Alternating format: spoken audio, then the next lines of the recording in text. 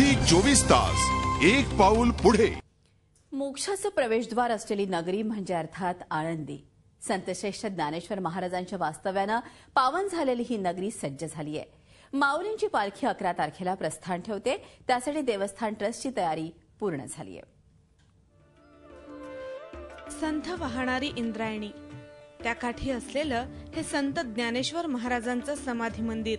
मोक्ष मिळवण्यासाठी दुरून दुरून येणारे हे वारकरी, आता या वारकऱ्यांना आस लागलीये ती पंढरीच्या विठुरायाचं दर्शन घेण्याची। त्याच ओढीनं अनेक वारकरी सध्या आळंदीत दाखल होत आहेत। विठ्ठल नामाचा मुखी जयघोष आणि ज्ञानेश्वर महाराजांचा जप करत असंख्य वारकरी इंद्रायणी तीरी दाखल होत आहेत। विठ्ठल दर्शनानं पूर्णत्वास जाण्यासाठी अधीर असलेल्या या वारकऱ्यांची अधीरता आता संपणार आहे। संत श्रेष्ठ ज्ञानेश्वर महाराजांची पालखी 11 तारखेला प्रस्थान ठेवतीये, त्यासाठी आळंदी देवस्थान ट्रस्टची तयारी पूर्ण झाली आहे।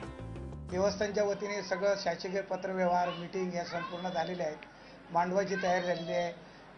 झालं असं जनरेटर, पाण्याच्या टाक्या धुवून घेणं, वॉकी टॉकी, जे आमच्या बरोबर जे साहित्य लागतं, ट्रक, रिक्षा, टेम्पो, गॅस सिलेंडर, किराणा माल, याची सर्व व्यवस्था पूर्ण झालेली आहे। संत श्रेष्ठ ज्ञानेश्वर महाराजांची पालखी 11 तारखेला प्रस्थान ठेवते खरं, पण आता तेवढी वाट पाहणं वारकऱ्यांना शक्य नाही। प्रत्येक जण या धार्मिक सोहळ्याच्या अनुभूतीनं तृप्त होण्याची इच्छा व्यक्त करतोय।